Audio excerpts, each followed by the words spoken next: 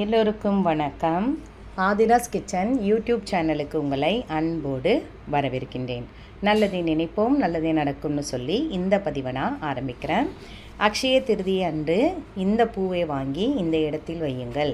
குபேரனின் பார்வை முழுவதும் உங்களுக்கு கிடைத்து கோடீஸ்வர யோகம் கிடைக்கும் அப்படின்னு தலைப்பு போட்டிருக்கா இல்லைங்களா? அது என்னென்னு பார்க்கலாம்.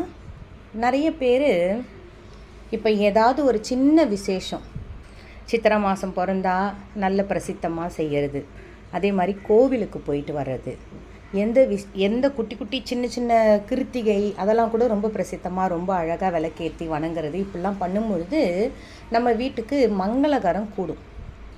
ஒரு சில வீடுங்கள்லாம் நீங்கள் கேட்குறது உண்டு, எதுவுமே செய்ய மாட்டுறாங்கம்மா அந்த வீட்டில், ஆனால் அவங்க நல்லா தான் இருக்கிறாங்க, அவங்க வீடு பார்த்திங்கன்னா பெருக்காமல் குப்பையும் குழையுமா இருக்குது, ஆனால் அவங்க நல்லா தானே வாழ்க்கையில் நல்ல வசதி வாய்ப்போடு இருக்கிறாங்களே நீங்கள் கேட்குறது எனக்கு கேட்குறீங்க, கமெண்ட்ஸ்லேயும் உண்டு. ஆனால் அதுக்கு பார்த்திங்கன்னா அவங்க ஏதாவது மறைமுகமாக அவங்களுடைய தான தர்மங்கள் நிறைய இருக்கும். கோவிலுக்கு அதிகம் போவாங்க, உங்ககிட்ட சொல்ல மாட்டாங்க நான் இந்த கோவிலுக்கு போனேன் அந்த கோவிலுக்கு போனேன்னு சொல்ல மாட்டாங்க. அந்த மாதிரி இருக்கிறவங்களுக்கு பார்த்திங்கன்னா அவங்களுக்கு கோடீஸ்வர யோகம் கிடச்சிக்கிட்டே இருக்கும். நம்ம பேசுவோம் இல்லைங்களா, கிடைக்கிற பணத்துக்கே ஒருத்தருக்கே தான் போகுது, பணம் ஒரே இடத்துல போய் டம் ஆகுது, நம்மளுக்கு வரமாட்டேங்குது அப்படின்னு நம்ம சொல்கிறோம் இல்லைங்களா? அந்த மாதிரி ஒரு விஷயம். நீங்களும் வேணால் அந்த மாதிரி நம்ம எப்போவுமே நம்ம வீட்டை சுத்தமாக இருந்தால், ஏன்னா நம்மளுக்கு பிடிக்காது குப்பையாக இருந்தால், ஒரு மாதிரி அட்டகாசமாக இருந்தாலும் நம்மளுக்கு பிடிக்காது. ஏற கட்டி வச்சுப்போம், அழகழகாக அந்தந்த இடத்துல குட்டி குட்டி பொம்மைகள் வாங்கி நம்ம வீட்டை அலங்கரித்து வச்சுப்போம்.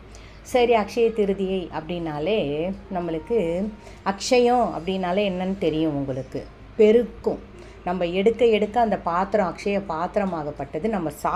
நம்ம ஏதோ எந்த பொருள் நீங்கள் போட்டுட்டு அதில் எடுத்தாலும் திரும்ப அந்த பொருள் பெருகிக்கிட்டே போகும். அதனால தான் அக்ஷய திருதி அன்னைக்கு பெருகணுன்றதுக்காக எந்த பொருளுமே நம்ம வாங்கிறது உண்டு. இப்போ நீங்கள் வீடியோவில் பார்த்தோன்னே உங்களுக்கு தெரிஞ்சிருக்கும், மல்லிகைப்பூ தான் அம்மா சொல்கிறாங்க, மல்லிகைப்பூவை வாங்கணுன்றாங்க அப்படின்னு. ஏன்னா மல்லிகைப்பூ இப்போ நல்லாவே நம்மளுக்கு கிடைக்கிது, மல்லிகைப்பூவை வாங்குங்க. ஏன்னா நம்ம நீங்கள் நினைப்பீங்க சில பேர், நம்ம எங்கள் தலையில் வச்சுக்கிறோம், வயசானவங்க என் வீடியோவை பார்க்குறீங்க, என் வீடியோ கேட்குறீங்க, அவங்க நினைப்பீங்க நம்ம தலையில் வச்சுக்கிறதே இல்லையே, இந்த அம்மா ஏன் மல்லிகைப்பூ வாங்க சொல்கிறாங்க அப்படின்னு நீங்கள் நினைப்பீங்க. ஆனால் மல்லிகைப்பூ வாங்கி நல்ல மனம், வீடு நிறைய மனம் வீசட்டும் அன்னைக்கு அக்ஷய திருதி அன்னைக்கு அந்த மல்லிகைப்பூவை சுவாமிக்கு சூடுங்க. குபேரன் படம் இருந்தால் குபேரனுக்கு வைங்க. நிறைய பேர் பாருங்களேன், இந்த காஞ்சிபுரத்துக்கு போயிட்டு அன்றைய தினத்தில் அந்த அக்ஷய திருதி அன்னைக்கு காஞ்சிபுரம் போவாங்க, பெருமாள் கோயிலுக்கு போவாங்க, லக்ஷ்மி தாயாரை தரிசிப்பாங்க, அங்கே இருக்கிற பள்ளி இருக்கிற தொட்டு கும்பிடுவாங்க. உங்களால் முடிஞ்சால் பக்கத்தில் இருக்கிற பெருமாள் கோயிலுக்கு கூட போயிட்டு வாங்க. அக்ஷய திருதி அன்னைக்கு நம்ம கோயிலுக்கு போயிட்டு வர்றது ரொம்ப நல்லது.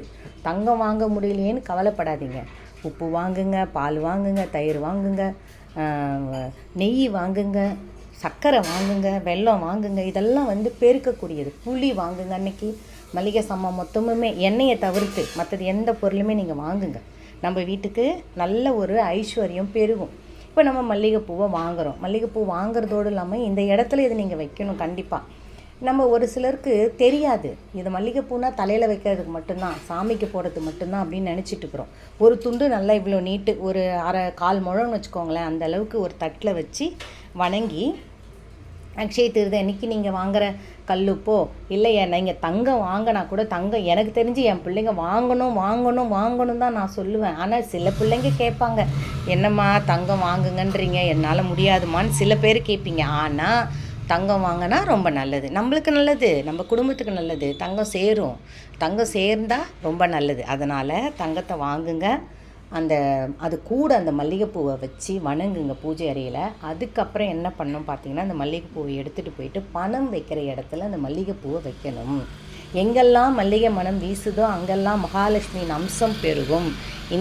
இந்த வருஷம் நான் மல்லிகைப்பூ வாங்கி நான் அந்த இடத்துல வச்சேன், பூஜை அறையில் வச்சேன், பணம் வைக்கிற இடத்துல வச்சேன், நகை வைக்கிற இடத்துல வச்சேன், எனக்கு பெருகுச்சு, நல்ல ஒரு தங்கம் பெருகுச்சு, நல்ல ஒரு வசதி வாய்ப்பு உண்டாச்சு, இந்த வருஷத்துலேயும் நான் ரொம்பவே நல்லா இருக்கேன் அப்படின்ற வார்த்தையை நீங்கள் சொல்லுவீங்க பாருங்கள். அதே மாதிரி அரிசி வாங்கலாம், நெல்லுக்குரிய அந்த பொருள் இல்லைங்களா, அந்த மாதிரி அன்னபூர்ணி தாயை அன்னபூர்ணி அம்மாவை அரிசினால அன்னபூர்ணி அம்மா வணங்கிட்டு எடுங்க அரிசியை. இப்படி செய்யும் பொழுது நம்ம வீட்டுக்கு சுபிக்ஷம் உண்டாகும், நல்லதே நடக்கும்.